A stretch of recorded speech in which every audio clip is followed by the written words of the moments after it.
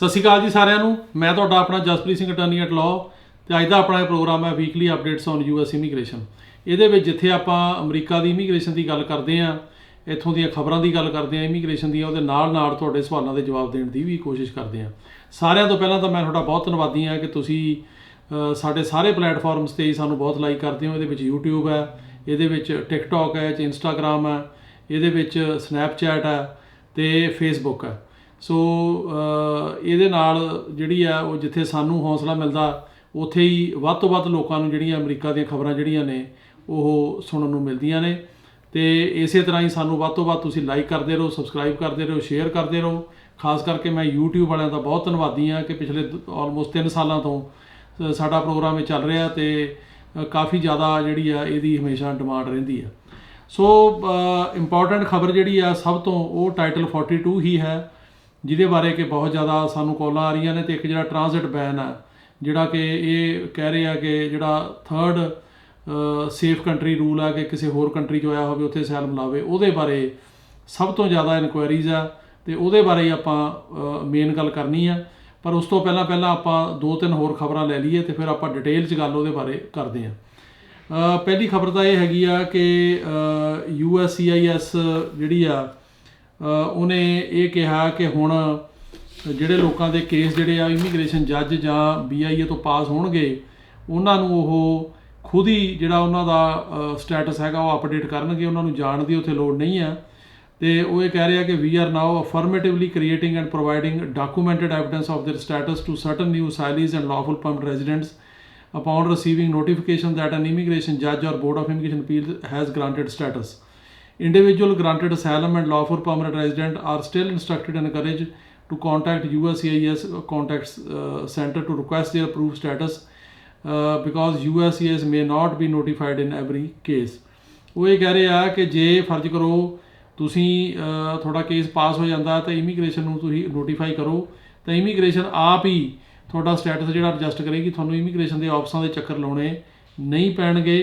ਅਤੇ ਉਹ ਕਹਿ ਰਹੇ ਆ ਕਿ our field offices may now be able to provide this documentation by mail ਆਊਗੀ ਤੁਹਾਨੂੰ, instead of having asylees and lawful permanent resident schedule and in person appointment ਦੀ ਲੋੜ ਨਹੀਂ ਹੋਏਗੀ ਅਤੇ ਬਾਏ ਮੇਲ ਤੁਹਾਨੂੰ ਉਹ ਜਿਹੜਾ ਉਹ ਭੇਜ ਦੇਣਗੇ।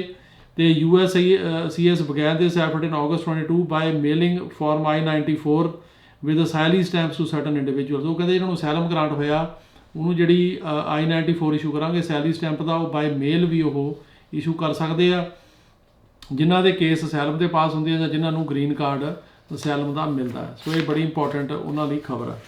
ਅਗਲੀ ਜਿਹੜੀ ਖਬਰ ਹੈ ਉਹ USCIS ਤੋਂ ਇਹ ਆ ਜੀ ਕਿ ਉਹ ਜਿਹੜੀ ਸਰਕਾਰ ਆ ਉਹ ਇਹ ਕਹਿ ਰਹੀ ਆ ਕਿ ਜਿਹੜੇ ਹਾਂਗਕਾਂਗ ਦੇ ਰੈਜ਼ੀਡੈਂਟਸ ਨੇ ਜਿਹੜੇ ਕਵਰਡ ਹੈਗੇ ਆ DED ਤੋਂ, ਉਹਨਾਂ ਨੂੰ ਉਹ ਕਹਿ ਰਹੇ ਆ ਵੀ ਅਸੀਂ ਇੰਪਲੋਇਮੈਂਟ ਆਥੋਰਾਈਜੇਸ਼ਨ ਹੁਣ ਦੇਵਾਂਗੇ। So USCIS today posted a federal registered notice on extension and expansion of eligibility for deferred enforced departure for Hong Kong residents. ਜਿਨ੍ਹਾਂ ਨੂੰ deferred enforced departure ਮਿਲਿਆ ਹੋਇਆ ਹਾਂਗਕਾਂਗ ਤੋਂ ਜਿਹੜੇ ਬੰਦੇ ਆਏ ਆ, ਉਹਨਾਂ ਨੂੰ ਉਹ ਕਹਿ ਰਹੇ ਆ ਕਿ ਇਹ ਜਿਹੜਾ ਪ੍ਰੈਜ਼ੀਡੈਂਟ ਨੇ ਸਾਈਨ ਕੀਤਾ ਸੀ ਜਨਵਰੀ ਦੇ ਵਿੱਚ, ਉਹਨਾਂ ਦਾ ਜਿਹੜਾ ਉਹ ਸਟੇਟਸ ਆ ਉਹਨੂੰ ਐਕਸਟੈਂਡ ਕਰਤਾ ਸੀਗਾ 24 ਮਹੀਨੇ ਲਈ। ਅਤੇ ਜਿਨ੍ਹਾਂ ਨੂੰ 24 ਮਹੀਨੇ ਲਈ ਐਕਸਟੈਂਡ ਕੀਤਾ ਉਹਨਾਂ ਨੂੰ ਹੁਣ ਇਹ ਵਰਕ ਪਰਮਿਟ ਸਰਕਾਰ ਦੇਵੇਗੀ ਅਤੇ ਉਹਨਾਂ ਨੂੰ ਵਰਕ ਪਰਮਿਟ ਜਿਹੜਾ ਉਹ ਮਿਲਣਾ ਸ਼ੁਰੂ ਹੋਏਗਾ। ਅਤੇ ਇਹਦੇ ਬਾਰੇ ਜਿਹੜਾ ਉਹ ਉਹਨਾਂ ਨੇ ਪਬਲਿਸ਼ ਜਿਹੜਾ ਸਰਕਾਰ ਨੇ ਆਲਰੇਡੀ ਕਰ ਦਿੱਤਾ। ਇਸ ਤੋਂ ਇਲਾਵਾ ਜਿਹੜੀ ਹੋਰ ਇੰਪੋਰਟੈਂਟ ਖਬਰ ਆ ਉਹ ਇਹ ਹੈਗੀ ਆ ਕਿ ਜਿਹੜੇ ਬਾਰਡਰ 'ਤੇ ਬੰਦੇ ਆ ਰਹੇ ਨੇ ਉਹਨਾਂ ਨੂੰ ਜਿਹੜਾ ਹੁਣ ਬੌਂਡ ਵਗੈਰਾ ਪਿਆ ਜਾਂ ਛੱਡੇ ਆ, ਉਹਨਾਂ ਜਿਹੜੀਆਂ ਡੇਟਾਂ ਨੇ ਕੋਰਟ ਦੇ ਵਿੱਚ ਉਹ ਤਕਰੀਬਨ ਹੁਣ 1.5 ਸਾਲ ਦੇ ਅਰਸੇ ਤੋਂ ਬਾਅਦ ਆ ਰਹੀਆਂ ਨੇ, ਖਾਸ ਕਰਕੇ ਸੈਨ ਫਰਾਂਸਿਸਕੋ ਅਤੇ ਨਿਊਯਾਰਕ ਵਰਗੀਆਂ ਕੋਰਟਾਂ 'ਚ। ਜਿਹੜੀਆਂ ਹੋਰ ਕੋਰਟਾਂ ਨੇ ਖਾਸ ਕਰਕੇ ਲਾਸ ਐਂਜਲਸ ਜਿਵੇਂ ਸੈਂਟਾ ਐਨਾ ਆ ਜਾਂ ਕਈ ਛੋਟੀਆਂ ਸਟੇਟਾਂ ਨੇ, ਉਹਨਾਂ ਦੇ ਵਿੱਚ ਡੇਟਾਂ ਜਲਦੀ ਆ ਰਹੀਆਂ ਨੇ। ਪਰ ਹੁਣ ਮਾਸਟਰ ਹੀਅਰਿੰਗ ਡੇਟਾ ਜ਼ਿਆਦਾ ਲੋਕਾਂ ਦੀ ਆ ਰਹੀ ਹੈ, ਜਿਹੜੇ ਨਵੇਂ ਆ ਰਹੇ। ਜਿਵੇਂ ਪਹਿਲਾਂ ਕਾਫੀ ਬੰਦੇ ਸਿਸਟਮ 'ਚ ਹੀ ਹੈ ਨਹੀਂ ਸੀ ਅਤੇ ਉਹਨਾਂ ਨੂੰ ਅਸਾਈਲਮ ਆਫਿਸ 'ਚ ਕੇਸ ਲਾਉਣਾ ਪੈਂਦਾ ਸੀ, ਪਰ ਹੁਣ ਜਿਹੜੇ ਆ ਰਹੇ ਨੇ ਉਹਨਾਂ ਨੂੰ ਕੋਰਟ ਦੇ ਵਿੱਚ ਜਲਦੀ ਭੇਜ ਰਹੇ ਆ। ਪਰ ਅਵੇਲੇਬਿਲਿਟੀ ਨਾ ਹੋਣ ਕਰਕੇ ਡੇਟਾਂ ਜਿਹੜੀਆਂ ਨੇ ਉਹ ਕਾਫੀ ਲੰਬੀਆਂ ਮਿਲ ਰਹੀਆਂ ਨੇ।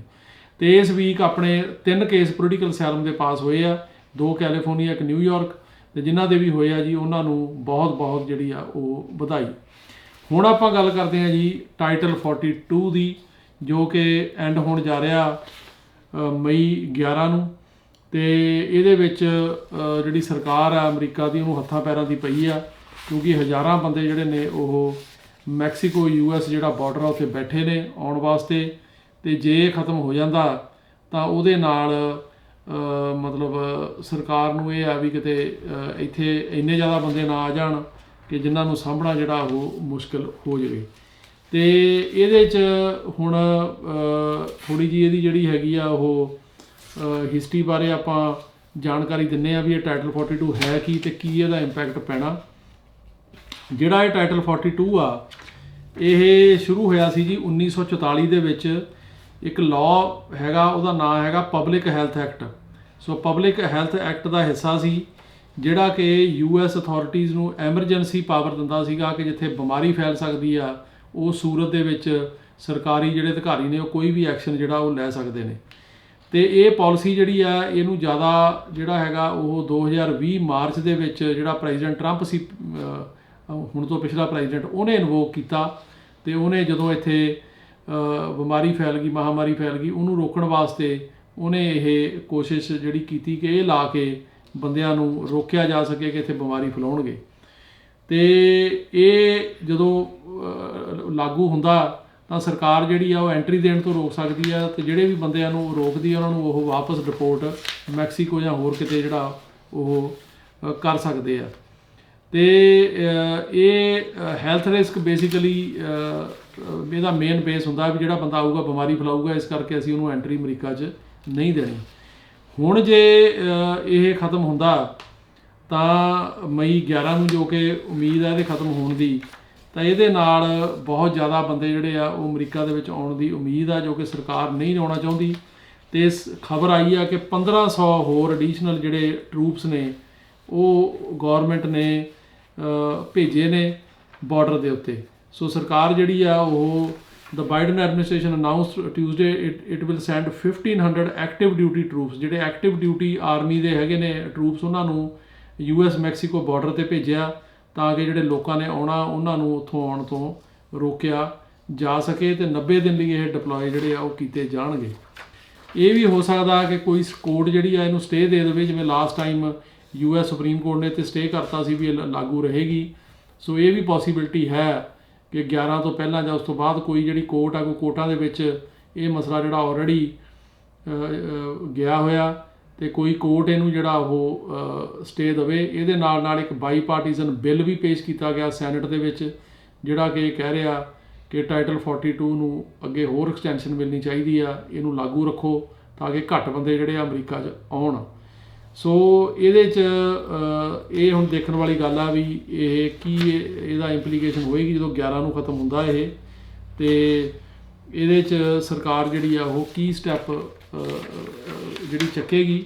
ਪਰ ਅਜੇ ਤੱਕ ਜਿਹੜੀ ਗੌਰਮੈਂਟ ਆ ਉਹ ਬੇਸਿਕਲੀ ਉਹਨਾਂ ਨੇ ਜਿਹੜੇ ਸਟੈਪਸ ਲੈ ਰਹੇ ਨੇ ਉਹ ਇਹ ਕਹਿ ਰਹੇ ਆ ਵੀ ਅਸੀਂ ਕੁਝ ਬੰਦੇ ਦਾ ਮੈਕਸੀਕੋ ਦੇ ਵਿੱਚ ਐਡਜਸਟ ਕਰਾਂਗੇ ਤੇ ਕੁਝ ਬੰਦੇ ਸਪੇਨ ਨਾਲ ਗੱਲਬਾਤ ਕੀਤੀ ਆ ਉਹ ਲੈਣ ਨੂੰ ਤਿਆਰ ਨੇ, ਕੈਨੇਡਾ ਲੈਣ ਨੂੰ ਤਿਆਰ ਆ।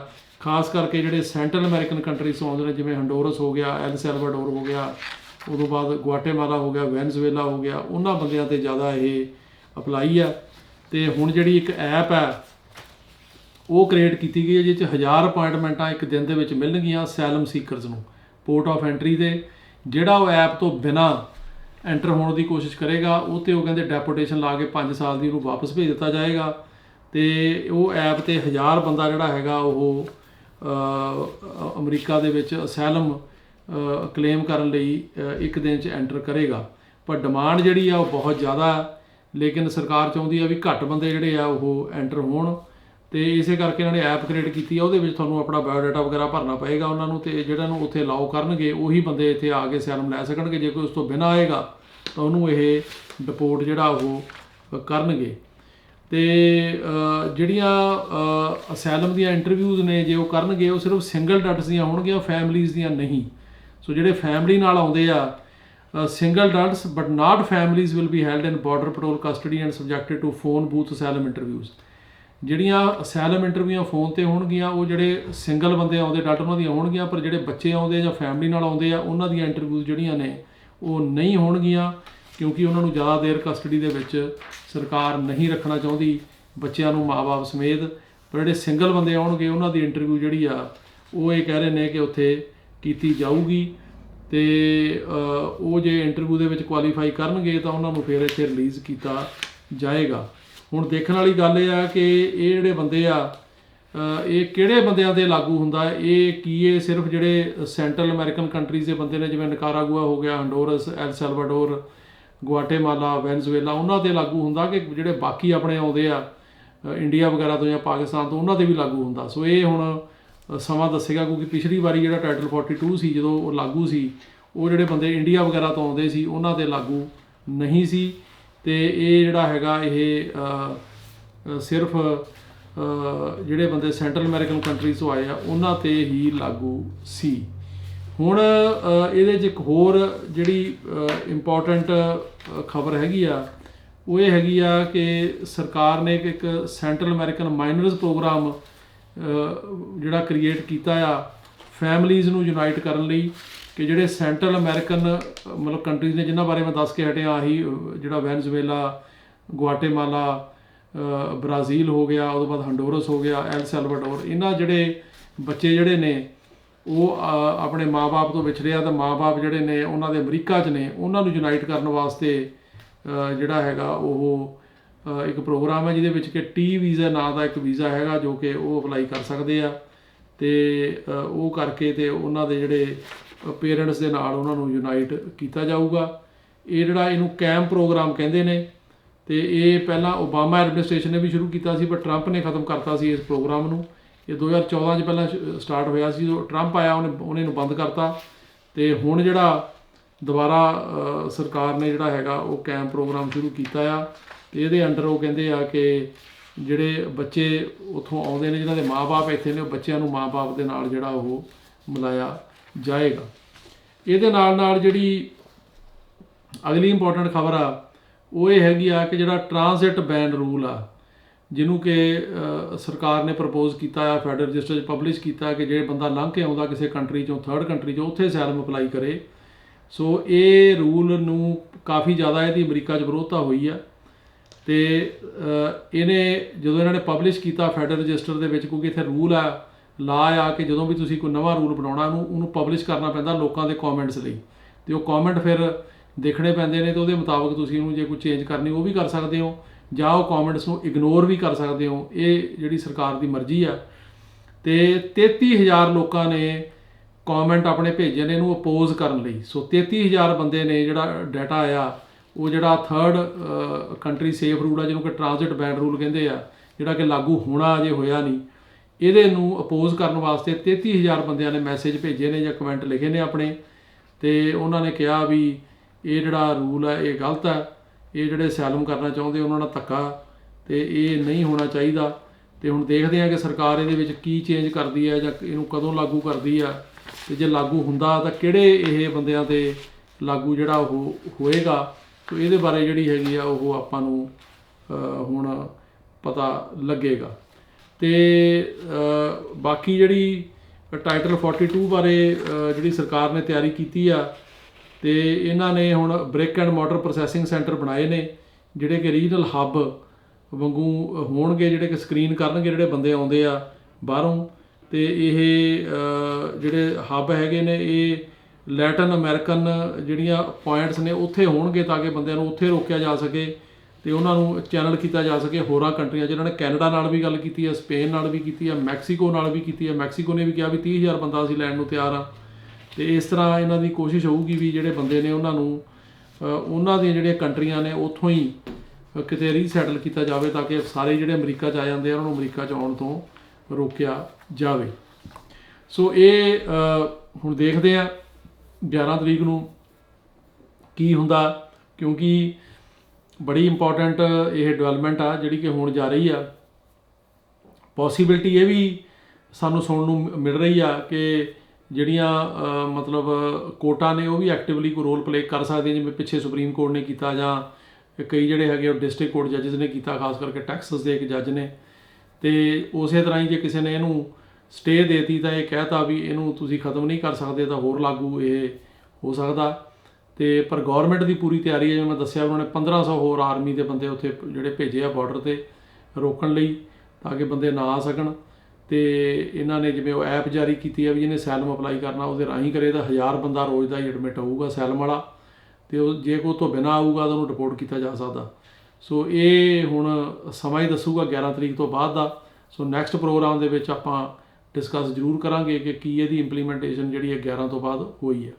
ਸੋ ਇਹ ਸੀ ਜੀ ਇੰਪੋਰਟੈਂਟ ਖਬਰਾਂ। ਅਤੇ ਹੁਣ ਆਪਾਂ ਤੁਹਾਡੇ ਜਿਹੜੇ ਸਵਾਲਾਂ ਦੇ ਜਵਾਬ ਉਹ ਲੈਣ ਦੀ ਕੋਸ਼ਿਸ਼ ਕਰਦੇ ਹਾਂ। ਸਾਰਿਆਂ ਤੋਂ ਪਹਿਲਾਂ ਤਾਂ ਕਾਫੀ ਲੋਕ ਜਿਹੜੇ ਨੇ ਉਹ ਸਾਡੀ ਤਾਰੀਫ ਕਰ ਰਹੇ ਨੇ ਕਿ ਤੁਸੀਂ ਬਹੁਤ ਵਧੀਆ ਜਾਣਕਾਰੀ ਦਿੰਦੇ ਆ। ਤੁਹਾਡਾ ਬੜਾ ਧੰਨਵਾਦ ਹੈ ਜੀ ਕਿ ਤੁਸੀਂ ਇਹ ਪ੍ਰੋਗਰਾਮ ਦੇਖਦੇ ਹੋ ਅਤੇ ਉਹਦੇ ਕਰਕੇ ਸਾਨੂੰ ਉਤਸ਼ਾਹ ਮਿਲਦਾ ਵੀ ਅਸੀਂ ਤੁਹਾਨੂੰ ਵੱਧ ਤੋਂ ਵੱਧ ਜਿਹੜੀ ਜਾਣਕਾਰੀ ਦਈਏ। ਅਗਲਾ ਸਵਾਲ ਹੈ ਜੀ ਕਿ ਉਹ ਕਹਿੰਦੇ ਆ ਕਿ ਸਾਡਾ F4 ਕੇਸ ਜਿਹੜਾ ਹੈਗਾ ਉਹਦੀ ਇੰਟਰਵਿਊ ਆਈ ਹੈ ਜੂਨ 22 ਦੀ, ਅਤੇ ਹੋ ਸਕਦਾ ਵੀ ਸਾਡਾ ਕੰਮ ਜਿਹੜਾ ਉਹ ਹੋ ਜਾਵੇ। ਹਾਂਜੀ ਹੋਣਾ ਚਾਹੀਦਾ ਜੀ, ਇੰਨੀ ਦੇਰ ਬਾਅਦ ਆਈ ਆ, ਅਤੇ ਜੋ ਵੀ ਉਹਨਾਂ ਦੇ ਰਿਕੁਆਇਰਮੈਂਟਸ ਨੇ ਉਹ ਤੁਸੀਂ ਪੂਰੀਆਂ ਕਰੋ। ਜੇ ਮੈਡੀਕਲ ਵਗੈਰਾ ਉਹਨਾਂ ਨੇ ਮੰਗਿਆ ਜਾਂ ਕੋਈ ਹੋਰ ਫਿੰਗਰਪ੍ਰਿੰਟ ਰਿਕੁਆਇਰਮੈਂਟ ਆ ਉਹ ਤੁਹਾਨੂੰ ਪੂਰੀ ਕਰਨੀ ਪੈਣੀ ਆ, ਬਾਕੀ ਹੋਣਾ ਚਾਹੀਦਾ। ਅਗਲਾ ਸਵਾਲ ਹੈ ਜੀ ਕਿ ਤੁਸੀਂ I-130 ਜਿਹੜੀ ਏਲੀਅਨ ਰਿਲੇਟਿਵ ਪਟੀਸ਼ਨ ਬਾਰੇ ਦੱਸੋ ਗ੍ਰੀਨ ਕਾਰਡ। ਦੇਖੋ ਜਿਹੜੀ I-130 ਏਲੀਅਨ ਰਿਲੇਟਿਵ ਪਟੀਸ਼ਨ ਆ, ਇਹਨੂੰ ਇੱਕ ਤਾਂ ਜਿਹੜੇ ਕੋਈ ਵੀ ਏਲੀਅਨ ਜਿਹੜਾ ਹੈਗਾ ਉਹ ਖਾਸ ਕਰਕੇ ਗ੍ਰੀਨ ਕਾਰਡ ਹੋਲਡਰ ਸਿਟੀਜ਼ਨ ਉਹ ਆਪਣੇ ਰਿਲੇਟਿਵ ਲਈ ਪਟੀਸ਼ਨ ਕਰਦਾ, ਉਹ ਕਰ ਸਕਦਾ। ਜਿਹੜਾ ਸਿਟੀਜ਼ਨ ਆ ਉਹ ਆਪਣੇ ਹਸਬੈਂਡ ਵਾਈਫ ਲਈ ਕਰ ਸਕਦਾ, ਮਾਂ ਬਾਪ ਲਈ ਕਰ ਸਕਦਾ, ਆਪਣੇ ਮੈਰਿਡ ਬੱਚਿਆਂ ਲਈ ਕਰ ਸਕਦਾ, ਮੈਰਿਡ ਭੈਣਾਂ ਭਰਾਵਾਂ ਅਤੇ ਉਹਨਾਂ ਦੇ ਬੱਚਿਆਂ ਲਈ ਕਰ ਸਕਦਾ। ਪਰ ਜਿਹੜਾ ਗ੍ਰੀਨ ਕਾਰਡ ਹੋਲਡਰ ਆ ਉਹ ਸਿਰਫ ਹਸਬੈਂਡ ਵਾਈਫ ਲਈ ਕਰ ਸਕਦਾ, ਜਿਹੜੇ ਛੋਟੇ ਬੱਚਿਆਂ ਲਈ ਕਰ ਸਕਦਾ, ਜਿਹੜੇ ਅਨਮੈਰਿਡ ਬੱਚਿਆਂ ਲਈ ਕਰ ਸਕਦਾ। ਗ੍ਰੀਨ ਕਾਰਡ ਹੋਲਡਰ ਆਪਣੇ ਭੈਣਾਂ ਭਰਾਵਾਂ ਅਤੇ ਮਾਂ ਬਾਪ ਲਈ ਨਹੀਂ ਅਪਲਾਈ ਕਰ ਸਕਦਾ, ਅਤੇ ਆਪਣੇ ਮੈਰਿਡ ਬੱਚਿਆਂ ਵਾਸਤੇ ਵੀ ਨਹੀਂ ਅਪਲਾਈ ਕਰ ਸਕਦਾ, ਉਹ ਸਿਰਫ ਸਿਟੀਜ਼ਨ ਹੀ ਕਰ ਸਕਦਾ। ਅਗਲਾ ਸਵਾਲ ਹੈ ਜੀ ਕਿ ਇਹ ਦੱਸੋ ਕਿ ਮੇਰੇ ਮਦਰ ਨੇ ਅਪਲਾਈ ਕੀਤਾ ਸੀ F3 ਦੇ ਵਿੱਚ 30 ਨਵੰਬਰ 2009 ਨੂੰ, ਹੁਣ ਪੇਪਰ ਓਪਨ ਹੋਇਆ। ਦੇਖੋ ਅਜੇ 2008 ਹੀ ਚੱਲ ਰਿਹਾ ਬੇਸਿਕਲੀ, ਪਰ ਮੇਰੇ ਕੋਲ ਪਿਆ ਵੀਜ਼ਾ ਬੁਲਟਨ ਮਈ ਦਾ, ਪਰ ਪੇਪਰ ਜਿਹੜੇ ਨੇ ਉਹ ਜ਼ਰੂਰ ਉਹਨਾਂ ਨੇ ਮੰਗਣੇ ਸ਼ੁਰੂ ਕੀਤੇ ਆ। ਸੋ ਜੋ ਵੀ ਮੰਗੇ ਆ ਉਹ ਤੁਸੀਂ ਜਿਹੜੇ ਸਾਰੇ ਡਾਕੂਮੈਂਟ ਜਮ੍ਹਾਂ ਕਰਾਓ। F3 ਜਿਹੜੀ ਕੈਟੇਗਰੀ ਆ ਬੇਸਿਕਲੀ ਇਹ US ਸਿਟੀਜ਼ਨ ਦੇ ਮੈਰਿਡ ਬੱਚਿਆਂ ਅਤੇ ਉਹਨਾਂ ਦੇ ਬੱਚਿਆਂ ਦੀ ਕੈਟੇਗਰੀ ਆ। ਉੱਥੇ ਚੱਲ ਰਿਹਾ 8 ਦਸੰਬਰ 2008, ਪਰ ਜਿਹੜੇ ਪੇਪਰ ਮੰਗ ਰਹੀ ਹੈ ਸਰਕਾਰ ਉਹ ਤਕਰੀਬਨ ਹੁਣ 2010 ਤੱਕ ਪਹੁੰਚ ਗਿਆ। ਸੋ ਤੁਹਾਨੂੰ ਜਿਹੜੇ ਹੈਗੇ ਆ ਸਿਵਲ ਡਾਕੂਮੈਂਟ ਜਮ੍ਹਾਂ ਕਰਾਉਣੇ ਚਾਹੀਦੇ ਆ। ਇਹਨਾਂ ਵਿੱਚ ਬੇਸਿਕਲੀ ਤੁਹਾਡੇ ਪਾਸਪੋਰਟ ਦੀਆਂ ਕਾਪੀਆਂ, ਤੁਹਾਡੀਆਂ ਫੋਟੋਆਂ, marriage certificate, birth certificate, police ਰਿਪੋਰਟਾਂ, ਉਹ ਤੋਂ ਬਾਅਦ ਪਾਸਪੋਰਟ ਕਲੀਅਰੈਂਸ ਰਿਪੋਰਟ, ਇੱਦਾਂ ਦੀਆਂ ਜਿਹੜੀਆਂ ਚੀਜ਼ਾਂ ਹੁੰਦੀਆਂ ਨੇ, ਅਤੇ ਇਹ ਸਾਰੀਆਂ ਜਮ੍ਹਾਂ ਜਿਹੜੀਆਂ ਕਰਾਉਣੀਆਂ ਪੈਂਦੀਆਂ। ਨਾਲ ਫਿਰ ਐਫੀਡੇਵਿਟ ਸਪੋਰਟ ਚਾਹੀਦਾ ਹੁੰਦਾ, ਟੈਕਸ ਦੇ ਪੇਪਰ, ਜਿਹੜਾ ਬਾਹਰ ਦਾ ਤੁਹਾਡਾ ਰਿਲੇਟਿਵ ਹੈ ਜੇ ਉਹਦੀ ਆਪਣੀ ਇਨਕਮ ਘੱਟ ਹੈ ਫਿਰ ਕਿਸੇ ਹੋਰ ਵੱਲੋਂ ਵੀ ਜੁਆਇੰਟ ਸਪਾਂਸਰ ਵਗੈਰਾ ਚਾਹੀਦਾ ਹੁੰਦਾ।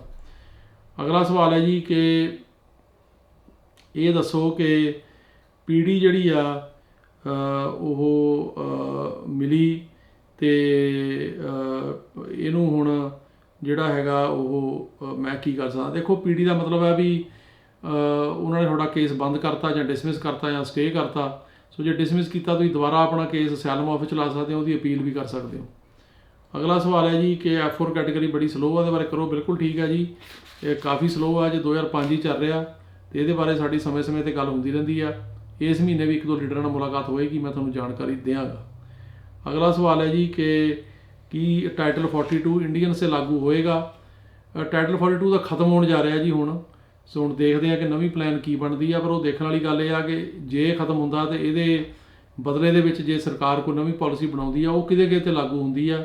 ਸੋ ਇਹ ਹੁਣ ਦੇਖਾਂਗੇ ਕਿ ਕੀ ਇਹ ਇੰਡੀਅਨਸ 'ਤੇ ਲਾਗੂ ਹੁੰਦੀ ਹੈ ਕਿ ਨਹੀਂ। ਪਰ ਟਾਈਟਲ 42 ਜਦੋਂ ਲਾਗੂ ਸੀ ਉਹ ਆਪਣੇ ਇੰਡੀਅਨ 'ਤੇ ਲਾਗੂ ਨਹੀਂ ਹੋਇਆ, ਆਪਣੇ ਬੰਦਿਆਂ ਨੂੰ ਐਂਟਰੀ ਜਿਹੜੀ ਆ ਉਹ ਮਿਲ ਰਹੀ ਸੀ, ਤਾਂ ਹੀ ਇੰਨੇ ਜ਼ਿਆਦਾ ਲੋਕ ਉੱਥੋਂ ਆ ਰਹੇ ਆ। ਇਹ ਜਿਹੜੀ ਲਾਗੂ ਹੋਇਆ ਜਿਹੜੀਆਂ ਸੈਂਟਰਲ ਅਮਰੀਕਨ ਕੰਟਰੀਜ਼ ਨੇ ਜਿਨ੍ਹਾਂ ਬਾਰੇ ਮੈਂ ਦੱਸ ਕੇ ਹਟਿਆ, ਜਿਵੇਂ ਗੁਆਟੇਮਾਲਾ ਹੋ ਗਿਆ, ਹੰਡੋਰਸ, ਐਲ ਸੈਲਵਾਡੋਰ, ਵੈਨਜ਼ੂਏਲਾ, ਅਤੇ ਇਹੋ ਜਿਹੇ ਮੁਲਕਾਂ ਦੇ ਉੱਤੇ ਇਹ ਲਾਗੂ ਹੋਇਆ। ਅਗਲਾ ਸਵਾਲ ਹੈ ਜੀ ਕਿ ਜਿਹੜਾ ਕੈਨੇਡਾ ਤੋਂ ਇੱਥੇ ਆਇਆ ਹੋਵੇ ਬਾਰਡਰ ਟੱਪ ਕੇ ਕੀ ਅਸਾਈਲਮ ਕਰ ਸਕਦਾ। ਉਹ ਮੈਂ ਦੱਸ ਕੇ ਹਟਿਆ ਤੁਹਾਨੂੰ ਪਿਛਲੀਆਂ ਆਪਣੀਆਂ ਵੀਡੀਓਜ਼ ਦੇ ਵਿੱਚ ਵੀ ਉਹ ਕੈਨੇਡਾ ਅਤੇ ਅਮਰੀਕਾ ਦੀ ਇੱਕ ਅਗਰੀਮੈਂਟ ਹੋਈ ਸੀ ਜਿਹੜੀ ਕਿ ਮਾਰਚ ਤੋਂ ਲਾਗੂ ਹੋਈ ਆ। ਅਗਰੀਮੈਂਟ ਤਾਂ ਪੁਰਾਣੀ ਆ, ਪਰ ਉਹਦੇ ਵਿੱਚ ਇਹਨਾਂ ਨੇ ਕੁਝ ਐਡੀਸ਼ਨਸ ਕੀਤੀਆਂ ਨੇ। ਸੋ ਜਿਹੜਾ ਬੰਦਾ ਅਮਰੀਕਾ ਤੋਂ ਕੈਨੇਡਾ ਬਾਰਡਰ ਕ੍ਰੋਸ ਕਰਕੇ ਜਾਂਦਾ ਜਾਂ ਕੈਨੇਡਾ ਤੋਂ ਇੱਥੇ ਆਉਂਦਾ, ਉਹ ਉਨੀ ਦੇਰ ਅਸਾਈਲਮ ਨਹੀਂ ਕਰ ਸਕਦਾ ਜਿੰਨੀ ਦੇਰ ਆਪਣੀ ਕੰਟਰੀ ਦੇ ਵਿੱਚ ਜਿੱਥੋਂ ਆਇਆ ਉੱਥੇ ਅਸਾਈਲਮ ਉਹਨੇ ਕੀਤਾ ਹੋਵੇ ਤਾਂ ਫੇਲ ਵਗੈਰਾ ਹੋਇਆ ਹੋਵੇ। ਜਿਵੇਂ ਹੁਣ ਕੋਈ ਕੈਨੇਡਾ ਤੋਂ ਇੱਥੇ ਆਉਣਾ ਚਾਹੁੰਦਾ, ਉਹਨੂੰ ਪਹਿਲਾਂ ਇਹ ਸ਼ੋਅ ਕਰਨਾ ਪੈਣਾ ਵੀ ਕੈਨੇਡਾ 'ਚ ਉਹਨੇ ਅਸਾਈਲਮ ਲਾਇਆ ਅਤੇ ਉੱਥੇ ਉਹ ਕੇਸ ਉਹਦਾ ਫੇਲ ਹੋ ਗਿਆ ਸਾਰੀਆਂ ਅਪੀਲਾਂ ਤੱਕ, ਅਤੇ ਫਿਰ ਇੱਥੇ ਉਹਨੇ ਕੇਸ ਲਾਇਆ। ਅਗਲਾ ਸਵਾਲ ਹੈ ਜੀ ਕਿ ਥਰਡ ਕੰਟਰੀ ਰੂਲ ਦਾ ਕੀ ਕਰ। ਅਜੇ ਥਰਡ ਕੰਟਰੀ ਰੂਲ ਲਾਗੂ ਨਹੀਂ ਹੋਇਆ ਜੀ, ਅਜੇ ਸਟਿਲ ਐਂਟਰੀ ਦੇ ਰਹੇ ਆ। ਉਹ ਇਹਨਾਂ ਨੇ ਪਬਲਿਸ਼ ਕੀਤਾ ਸੀ ਫੈਡਰਲ ਰਜਿਸਟਰ ਦੇ ਵਿੱਚ, ਅਤੇ ਉਹਦੇ ਤੁਹਾਨੂੰ ਮੈਂ ਦੱਸ ਕੇ ਹਟਿਆ ਵੀ 33,000 ਲੋਕਾਂ ਨੇ ਉਹਦੇ ਅਗੇਂਸਟ ਕੌਮੈਂਟ ਕੀਤਾ ਵੀ ਇਹ ਠੀਕ ਨਹੀਂ, ਤਾਂ ਹੋ ਸਕਦਾ ਸਰਕਾਰ ਉਹ 'ਚ ਕੋਈ ਚੇਂਜ ਲਿਆਵੇ। ਉਹ ਅਜੇ ਲਾਗੂ ਨਹੀਂ ਹੈ, ਪਰ ਸਰਕਾਰ ਲਾਗੂ ਕਰਨਾ ਚਾਹੁੰਦੀ ਹੈ। ਅਗਲਾ ਸਵਾਲ ਹੈ ਜੀ ਕਿ ਕੀ 11 ਮਈ ਤੋਂ ਬਾਅਦ ਇੰਡੀਅਨ ਦੀ ਐਂਟਰੀ ਬੰਦ ਹੋਊਗੀ? ਇਹਦੇ ਬਾਰੇ ਪਤਾ ਲੱਗੂਗਾ ਜੀ ਨਵੀਂ ਪਾਲਿਸੀ ਕੀ ਬਣਦੀ ਆ। ਇਹ ਵੀ ਪੋਸੀਬਿਲਿਟੀ ਹੈ ਕਿ ਕੋਰਟ ਕੋਈ ਇਹਨੂੰ ਸਟੇ ਕਰ ਦੇਵੇ। ਜੇ ਸਟੇ ਕਰਤਾ ਤਾਂ ਪੁਰਾਣਾ ਹੀ ਚੱਲੀ ਜਾਊਗਾ, ਨਾ ਕੀਤਾ ਜਿਹੜੀ ਨਵੀਂ ਪਾਲਿਸੀ ਆ ਉਹ ਕਿਹਦੇ 'ਤੇ ਲਾਗੂ ਹੋਊਗੀ? ਕੀ ਉਹ ਜਿਹੜੇ ਸੈਂਟਰਲ ਅਮਰੀਕਨ ਦੇ ਬੰਦੇ ਆਉਂਦੇ ਆ ਕੰਟਰੀਜ਼ ਉਹਨਾਂ 'ਤੇ ਹੋਊਗੀ ਕਿ ਆਪਣੇ 'ਤੇ ਵੀ ਹੋਊਗੀ? ਇਹ ਟਾਈਮ ਦੱਸੂਗਾ, 11 ਤਰੀਕ ਤੋਂ ਬਾਅਦ ਪਤਾ ਲੱਗੇਗਾ। ਅਗਲਾ ਸਵਾਲ ਹੈ ਜੀ ਕਿ ਸਾਡਾ ਬ੍ਰਦਰ 1 ਵੀਕ ਤੋਂ ਅੰਦਰ ਆ, ਉਹਦੇ ਨਾਲ ਦੇ ਬੰਦੇ ਕੈਂਪ 'ਚੋਂ ਜਾ ਚੁੱਕੇ ਆ। ਇਹ ਡਿਪੈਂਡ ਕਰਦਾ ਜੀ ਕੀ ਹੈਗੀ ਸਿਚੁਏਸ਼ਨ। ਸੋ ਕਈਆਂ ਨੂੰ ਛੱਡ ਦਿੰਦੇ ਆ, ਕਈਆਂ ਦੀ ਇੰਟਰਵਿਊ ਵਗੈਰਾ ਕਰਦੇ ਆ, ਅਤੇ ਕਈਆਂ ਨੂੰ ਇਹ ਉੱਦਾਂ ਵੀ ਜਿਹੜਾ ਹੈਗਾ ਉਹਦੇ ਵੇਰੀਅਸ ਰੀਜ਼ਨ ਹੋ ਸਕਦੇ ਆ। ਸੋ ਇਹ ਤਾਂ ਤੁਹਾਨੂੰ ਵਕੀਲ ਕਰਨਾ ਪੈਣਾ ਅਤੇ ਉਹੀ ਪਤਾ ਕਰ ਸਕਦਾ। ਜੇ ਤੁਹਾਡਾ ਕੋਈ ਵਕੀਲ ਆ ਉਹ ਕਰੇਗਾ, ਜਾਂ ਸਾਡੇ ਨਾਲ ਕੰਟੈਕਟ ਕਰ ਲਓ, ਅਸੀਂ ਫਿਰ ਉੱਥੋਂ ਪਤਾ ਜਿਹੜਾ ਉਹ ਕਰ ਦਿਆਂਗੇ। ਅਗਲਾ ਸਵਾਲ ਹੈ ਜੀ ਕਿ B1 B2 ਬਾਰੇ ਅਜੇ ਇੰਟਰਵਿਊ ਨਹੀਂ ਆਈ, ਕੋਈ ਅਪਡੇਟ ਦਿਓ। B1 B2 ਬਾਰੇ ਮੈਂ ਅਕਸਰ ਕਹਿੰਦਾ ਜੀ ਕਿ ਅਜੇ ਇੰਟਰਵਿਊ ਦੀਆਂ ਡੇਟਾਂ ਖੁੱਲ੍ਹੀਆਂ ਨਹੀਂ, ਅਤੇ ਕੋਸ਼ਿਸ਼ ਕਰ ਰਹੀ ਹੈ ਗੌਰਮੈਂਟ ਕਿ ਇਹਨੂੰ ਫਾਸਟ ਹੋਵੇ, ਪਰ ਅਜੇ ਤੱਕ ਬਹੁਤ ਸਲੋ ਹੈ ਜੀ। ਅਗਲਾ ਸਵਾਲ ਹੈ ਜੀ ਕਿ ਫਿਆਂਸੀ ਵੀਜ਼ਾ ਪ੍ਰੋਸੈਸ ਕਦੋਂ ਤੱਕ ਇਨਕਰੀਜ਼ ਹੋਣਾ? ਫਿਆਂਸੇ ਵੀਜ਼ਾ ਦੇਖੋ ਜੀ US ਸਿਟੀਜ਼ਨ ਹੀ ਕਰ ਸਕਦਾ। ਆਪਣੇ ਮੰਗੇਤਰ ਲਈ ਜਿਹਨਾਂ ਅੰਗੇਜਮੈਂਟ ਕੀਤੀ ਹੈ ਇੱਥੋਂ ਅਪਲਾਈ, ਅਤੇ ਉਹ 'ਚ ਵੀ ਕਾਫੀ ਡਿਲੇ ਆ, ਅੱਜ ਕੱਲ੍ਹ ਸਾਲ ਤੋਂ ਉੱਤੇ ਡਿਲੇ ਆ, ਅਤੇ ਪ੍ਰੋਸੈਸ ਤਾਂ ਚੱਲ ਰਿਹਾ ਪਰ ਡਿਲੇ ਹੈਗੀ ਆ ਉਹਦੇ ਵਿੱਚ ਜੀ। ਅਗਲਾ ਸਵਾਲ ਹੈ ਜੀ ਕਿ ਕੈਨੇਡਾ ਤੋਂ ਜਿਹੜਾ 2 ਨੰਬਰ 'ਚ ਇੱਥੇ ਐਂਟਰ ਹੁੰਦਾ, ਕੀ ਉਹ ਬੰਦਾ ਅਮਰੀਕਾ 'ਚ ਪੱਕਾ ਹੋ ਸਕਦਾ? ਮੈਂ ਦੱਸ ਕੇ ਹਟਿਆ ਜੀ ਕਿ ਉਹ ਇਹਨਾਂ ਨੇ ਰੂਲ ਚੇਂਜ ਕਰਤੇ ਹੁਣ ਵੀ ਜਿਹੜਾ ਕੈਨੇਡਾ ਤੋਂ ਇੱਥੇ ਆਏਗਾ ਉਹ ਪੋਲੀਟੀਕਲ ਅਸਾਈਲਮ ਦਾ ਕੇਸ ਨਹੀਂ ਕਰ ਸਕਦਾ ਜਿੰਨੀ ਦੇਰ ਉਹਨੇ ਕੈਨੇਡਾ 'ਚ ਕੇਸ ਨਾ ਲਾਇਆ ਹੋਵੇ। ਜੇ ਉੱਥੇ ਲਾਇਆ, ਫੇਲ ਹੋਇਆ, ਫੇਰ ਕਰ ਸਕਦਾ। ਅਗਲਾ ਸਵਾਲ ਹੈ ਜੀ ਕਿ ਕੀ 11 ਮਈ ਤੋਂ ਬਾਅਦ ਇੰਡੀਅਨ ਦੀ ਐਂਟਰੀ ਹੋਏਗੀ? ਇਹਦੇ ਬਾਰੇ ਟਾਈਮ ਹੀ ਦੱਸੇਗਾ ਜੀ 11 ਤੋਂ ਬਾਅਦ ਕੀ ਪਾਲਿਸੀ ਬਣਦੀ ਆ, ਕਿਉਂਕਿ ਇੱਕ ਐਪ ਜਾਰੀ ਕਰਨ ਜਾ ਰਹੇ ਜਿਹਦੇ ਵਿੱਚ ਕਿ ਉਹਦੇ ਰਾਹੀਂ ਅਪਲਾਈ ਕਰਕੇ 1000 ਬੰਦੇ ਨੂੰ ਰੋਜ਼ ਦੀ ਇਹ ਐਂਟਰੀ ਦੇਣਗੇ। ਹੁਣ ਉਹਨਾਂ 'ਚ ਕੌਣ ਬੰਦੇ ਹੋਣਗੇ, ਜਾਂ ਕੀ ਉਹ ਸਿਰਫ ਸੈਂਟਰਲ ਅਮਰੀਕਨ ਕੰਟਰੀਜ਼ ਵਾਸਤੇ ਆ ਕਿ ਆਪਣੇ ਇੰਡੀਅਨ ਵਾਸਤੇ ਵੀ? ਇਹ ਪਤਾ ਆਪਾਂ ਨੂੰ 11 ਤੋਂ ਬਾਅਦ ਲੱਗੇਗਾ। ਉਹਦੇ ਬਾਰੇ ਜਿਵੇਂ ਜਿਵੇਂ ਜਾਣਕਾਰੀ ਮੈਨੂੰ ਮਿਲੇਗੀ ਮੈਂ ਸ਼ੇਅਰ ਕਰਾਂਗਾ ਤੁਹਾਡੇ ਨਾਲ। ਅਗਲਾ ਸਵਾਲ ਹੈ ਜੀ ਕਿ ਇਹ ਦੱਸੋ ਕਿ 3rd ਕੰਟਰੀ ਵਾਲਾ ਰੂਲ ਪੰਜਾਬੀਆਂ 'ਤੇ ਲਾਗੂ ਹੋਊਗਾ? ਉਹ ਅਜੇ ਲਾਗੂ ਨਹੀਂ ਜੀ ਹੋਇਆ 3rd ਕੰਟਰੀ ਦਾ ਰੂਲ ਕਿਸੇ 'ਤੇ ਵੀ। ਉਹ ਇਹਨਾਂ ਨੇ ਅਜੇ ਪਬਲਿਸ਼ ਕੀਤਾ ਸੀ ਫੈਡਰਲ ਰਜਿਸਟਰ ਦੇ ਵਿੱਚ ਵੀ ਅਸੀਂ ਲਾਗੂ ਕਰਨਾ ਚਾਹੁੰਦੇ ਹਾਂ, ਪਰ ਅਜੇ ਤੱਕ ਲਾਗੂ ਨਹੀਂ ਹੋਇਆ। ਇਹ ਹੁਣ ਟਾਈਮ ਦੱਸੂਗਾ ਵੀ ਕਿਹਦੇ 'ਤੇ ਲਾਗੂ ਹੁੰਦਾ ਜਾਂ ਕਿਸ ਰੂਪ ਦੇ ਵਿੱਚ ਲਾਗੂ ਹੁੰਦਾ। ਅਗਲਾ ਸਵਾਲ ਹੈ ਜੀ ਕਿ ਜੇ ਕਿਸੇ ਦਾ ਬੱਚਾ ਇੱਥੇ ਅਮਰੀਕਾ ਦੇ ਵਿੱਚ ਬੋਰਨ ਹੋਵੇ ਤਾਂ ਕੀ ਉਹਨੂੰ ਸਿਟੀਜ਼ਨ ਮਿਲ ਜਾਂਦੀ ਹੈ? ਬੱਚੇ ਨੂੰ ਤਾਂ ਮਿਲ ਜਾਂਦੀ ਹੈ, ਪਰ ਮਾਂ-ਬਾਪ ਨੂੰ ਨਹੀਂ ਮਿਲਦੀ। ਬੱਚਾ ਮਾਂ-ਬਾਪ ਦਾ 21 ਸਾਲ ਦਾ ਹੋ ਕੇ ਅਪਲਾਈ ਕਰ ਸਕਦਾ, ਲੇਕਿਨ ਜਿਹੜਾ ਬੱਚਾ ਇੱਥੇ ਬੋਰਨ ਆ ਉਹ ਜ਼ਰੂਰ ਜਿਹੜਾ ਸਿਟੀਜ਼ਨ ਬਣ ਜਾਂਦਾ ਬਾਏ ਬਰਥ। ਅਗਲਾ ਸਵਾਲ ਹੈ ਜੀ ਕਿ ਇਹ ਦੱਸੋ ਕਿ ਜਿਹੜੇ ਇੰਡੀਆ ਤੋਂ ਸੈਲਵਾਡੋਰ ਰਾਹੀਂ ਮੈਕਸੀਕੋ ਬਾਰਡਰ ਕ੍ਰੋਸ ਕਰਕੇ ਆਉਂਦੇ ਆ, ਅਤੇ ਐਲ ਸੈਲਵਾਡੋਰ ਹੁਣ ਬੰਦ ਕੀਤਾ ਹੋਇਆ, ਖੁੱਲ੍ਹੇਗਾ ਕਦੋਂ? ਇਹਦੇ ਬਾਰੇ ਕੁਝ ਨਹੀਂ ਕਹਿ ਸਕਦੇ ਜੀ ਜੇ ਕਦੋਂ ਖੁੱਲ੍ਹੇਗਾ। ਕਾਫੀ ਚੇਂਜਸ ਆ ਰਹੀਆਂ ਨੇ। ਇਹਨਾਂ ਜਿਹੜੀਆਂ ਕੰਟਰੀਆਂ ਦੇ ਵਿੱਚ ਵੀ ਆਪਣੇ ਸੈਂਟਰ ਬਣਾਏ ਆ ਉਹਨਾਂ ਦੀ ਪ੍ਰੋਸੈਸਿੰਗ ਲਈ। ਸੋ ਇਹ ਹੁਣ ਟਾਈਮ ਹੀ ਦੱਸੂਗਾ ਵੀ ਕਦੋਂ ਹੋਊਗਾ, ਇਹਦੇ ਬਾਰੇ ਕੋਈ ਕਲੀਅਰ ਨਹੀਂ ਦੱਸ ਸਕਦੇ। ਅਗਲਾ ਸਵਾਲ ਹੈ ਜੀ ਕਿ I-730 ਅਪਰੂਵ ਹੋਈ ਨੂੰ NBC ਕੋਲ ਚੱਲ ਗਈ, 1 ਮਹੀਨੇ ਤੋਂ ਉੱਤੇ ਹੋ ਗਿਆ, ਕਿੰਨਾ ਟਾਈਮ ਲੱਗੂਗਾ? ਟਾਈਮ ਲੱਗੂਗਾ ਜੀ, ਕਿਉਂਕਿ ਇਹ 'ਚ ਕਾਫੀ ਸਲੋ ਆ। ਸੋ ਅਜੇ ਵੇਟ ਕਰੋ, ਇਹ 'ਚ ਹੁਣ ਟਾਈਮ ਲੱਗ ਸਕਦਾ। ਤੁਸੀਂ ਉਹਨਾਂ ਨਾਲ ਕੰਟੈਕਟ ਕਰਕੇ ਇਨਕੁਆਇਰੀ ਕਰ ਸਕਦੇ ਹੋ। F3 ਕੈਟਾਗਰੀ ਦੇ ਵਿੱਚ 2009 ਦਾ ਕੇਸ ਹੈ, ਇੰਟਰਵਿਊ ਕਦੋਂ ਆਏਗੀ? ਜੇ ਟਾਈਮ ਲੱਗੇਗਾ, ਸਾਲ ਕੋਰ ਲੱਗ ਸਕਦਾ ਜੀ, ਕਿਉਂਕਿ 2008 ਚੱਲ ਰਿਹਾ, ਮੁੱਕਣ ਵਾਲਾ ਹੀ 8 ਅਜੇ। ਸੋ 9 ਹੁਣ ਸ਼ਾਇਦ ਅਗਲੇ 2-3 ਮਹੀਨੇ ਸ਼ੁਰੂ ਹੋ ਜਾਵੇ। ਸੋ ਜੇ ਥੋੜਾ 9 ਦੇ ਅੱਧ ਜਾਂ ਐਂਡ ਤੱਕ ਉਹਨੂੰ ਟਾਈਮ ਲੱਗੇਗਾ, ਸਾਲ ਲੱਗ ਸਕਦਾ ਜੀ। ਅਗਲਾ ਸਵਾਲ ਹੈ ਜੀ ਕਿ ਇਹ ਦੱਸੋ ਕਿ ਜਿਹੜਾ ਹੈਗਾ ਉਹ ਮੇਰੇ ਵੱਡੇ ਭਾਈ ਸਾਹਿਬ ਨਿਊਯਾਰਕ ਵਿੱਚ ਅਨਡਾਕੂਮੈਂਟ ਰਹਿੰਦੇ, ਉਹਨਾਂ ਦਾ ਪਾਸਪੋਰਟ ਵੀ ਐਕਸਪਾਇਰ ਹੋ ਗਿਆ, ਅਤੇ ਕੀ ਉਹ ਪੱਕੇ ਤੌਰ 'ਤੇ ਇੰਡੀਆ ਆ ਸਕਦੇ? ਹਾਂਜੀ, ਉਹ ਪਾਸਪੋਰਟ ਦਾ ਰਿਨਿਊ ਕਰਾ ਸਕਦੇ ਨੇ। ਕਾਉਂਸਲਰ ਨੂੰ ਕਿਹਾ ਕਿ ਮੈਂ ਪੱਕਾ ਇੰਡੀਆ ਜਾਣਾ। ਸੋ ਜੇ ਉੱਥੇ ਉਹ ਕਈ ਵਾਰੀ 1 ਟਾਈਮ ਦੇ ਦਿੰਦੇ ਐਂਟਰੀ ਵਾਸਤੇ ਪਾਸਪੋਰਟ, ਤੋਂ ਲੈ ਕੇ ਉਹ ਇੰਡੀਆ ਜਿਹੜਾ ਉਹ ਜਾ ਸਕਦੇ। ਅਗਲਾ ਸਵਾਲ ਹੈ ਜੀ ਕਿ ਮੇਰਾ 2016 ਤੋਂ ਅਸਾਈਲਮ ਦਾ ਕੇਸ ਲੱਗਿਆ, ਇੰਟਰਵਿਊ ਨਹੀਂ ਆਈ, ਕੀ ਕਰਨਾ ਚਾਹੀਦਾ? ਇਹਦੇ 'ਚ ਬੇਸਿਕਲੀ ਦੇਖੋ ਇੱਦਾਂ ਜੀ, ਜੇ ਇੰਟਰਵਿਊ ਨਾ ਆਵੇ ਤਾਂ ਤੁਸੀਂ ਜਿਹੜਾ ਹੈਗਾ ਬੇਸਿਕਲੀ ਉਹ ਉਹਨਾਂ ਨੂੰ ਜਿਹੜੇ ਬੰਦਿਆਂ ਨੇ ਕੇਸ ਲਾਇਆ ਹੋਇਆ, ਤੁਸੀਂ ਅਸਾਈਲਮ ਆਫਿਸ ਵਗੈਰਾ ਦੇ ਵਿੱਚ ਜਾ ਕੇ ਅਤੇ ਉੱਥੇ ਆਪਣੀ ਜਿਹੜੀ ਹੈਗੀ ਆ ਇੰਟਰਵਿਊ ਦੀ ਰਿਕੁਐਸਟ ਕਰ ਸਕਦੇ ਹੋ। ਕਈ ਵਾਰੀ ਇੰਟਰਵਿਊਜ਼ ਦੇ ਦਿੰਦੇ ਨੇ, ਕਈ ਵਾਰੀ ਉਹ ਕਹਿੰਦੇ ਵੀ ਸਾਡੇ ਕੋਲ ਅਜੇ ਟਾਈਮ ਨਹੀਂ ਆ, ਅਤੇ ਤੁਸੀਂ ਜਿਹੜਾ ਹੈਗਾ ਉਹ ਵੇਟ ਕਰੋ।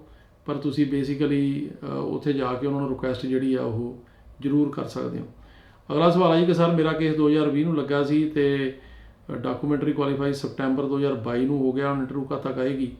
ਇਹ ਡਿਪੈਂਡ ਕਰਦਾ ਜੀ ਤੁਹਾਡਾ ਕੇਸ ਕਿਹੜੀ ਕੈਟਾਗਰੀ 'ਚ ਹੈ। ਜੇ ਤੁਸੀਂ US ਸਿਟੀਜ਼ਨ ਦਾ ਵਿਆਹ ਦਾ ਕੇਸ ਆ ਉਹ ਤੁਹਾਡੀ ਹੋਣੀ ਚਾਹੀਦੀ ਆ, ਪਰ ਜੇ ਗ੍ਰੀਨ ਕਾਰਡ ਹੋਲਡਰ ਆ ਉਹਨੂੰ ਥੋੜ੍ਹਾ ਜਿਹਾ ਟਾਈਮ ਜਿਹੜਾ ਉਹ ਜ਼ਿਆਦਾ ਲੱਗ ਰਿਹਾ। ਅਗਲਾ ਸਵਾਲ ਹੈ ਜੀ ਕਿ ਜਿਹੜੇ 18 ਸਾਲ ਤੋਂ ਘੱਟ ਹੁੰਦੇ ਆ, ਮੈਕਸੀਕੋ ਦਾ ਬਾਰਡਰ ਕ੍ਰਾਸ ਕਰਕੇ ਆਉਂਦੇ ਆ, ਉਹਨਾਂ ਬਾਰੇ ਕੀ ਪਾਲਿਸੀ ਆ। ਗੌਰਮੈਂਟ ਨੇ ਕਿਹਾ ਜੀ, ਮੈਂ ਤੁਹਾਨੂੰ ਹੁਣੇ ਦੱਸ ਕੇ ਹਟਿਆ ਵੀ ਜਿਹੜੇ ਅਡਲਟ ਨੇ ਮੇਲ ਓਵਰ 21 ਉਹਨਾਂ ਦੀ ਇੰਟਰਵਿਊ ਹੋਏਗੀ ਸੈਲਮ ਦੀ। ਜਿਹੜੇ ਆਉਣਗੇ ਉਹਨੂੰ ਇਹ ਫੋਨ ਬੂਥ ਸਿਸਟਮ ਨਾਲ ਕਰ ਰਹੇ ਆ, ਪਰ ਜਿਹੜੇ ਓਵਰ 21 ਨੇ, ਜਿਹੜੇ ਅੰਡਰ 21 ਨੇ, ਛੋਟੀ ਉਮਰ ਦੇ ਨੇ, ਜਿਵੇਂ 18 ਸਾਲ ਤੋਂ ਘੱਟ ਨੇ, ਜਾਂ ਜਿਹੜੇ ਆ ਉਹ ਫੈਮਲੀਜ਼ ਨਾਲ ਆਉਂਦੇ ਆ ਜਾਂ ਬੱਚੇ, ਉਹਨਾਂ ਦੀ ਇੰਟਰਵਿਊ ਕਹਿੰਦੇ ਸੈਲਮ ਦੀ ਅਸੀਂ ਨਹੀਂ ਕਰਾਂਗੇ। ਸੋ ਉਹਨਾਂ ਦੀ ਉਮੀਦ ਆ ਵੀ ਸ਼ਾਇਦ ਨਾ ਹੋਵੇ।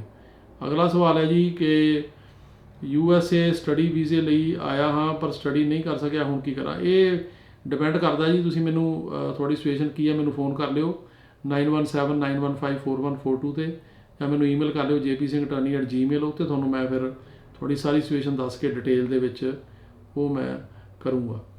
ਅਗਲਾ ਸਵਾਲ ਹੈ ਜੀ ਕਿ ਕੀ ਜਿਹੜੇ ਲੋਕ ਕਸ਼ਮੀਰ ਵਗੈਰਾ ਤੋਂ ਆਉਂਦੇ ਉਹ ਵੀ ਸੈਲਮ ਲਾ ਸਕਦੇ ਆ। ਸੈਲਮ ਤਾਂ ਕੋਈ ਵੀ ਲਾ ਸਕਦਾ ਜੀ, ਜੇ ਉਹਦਾ ਕੇਸ ਸੈਲਮ ਦੇ 5 ਗਰਾਊਂਡ ਦੇ ਵਿੱਚ ਉਹਨੂੰ ਪ੍ਰੋਬਲਮ ਹੈਗੀ ਆ ਤਾਂ ਉਹ ਸੈਲਮ ਜਿਹੜਾ ਉਹ ਜ਼ਰੂਰ ਲਾ ਸਕਦਾ।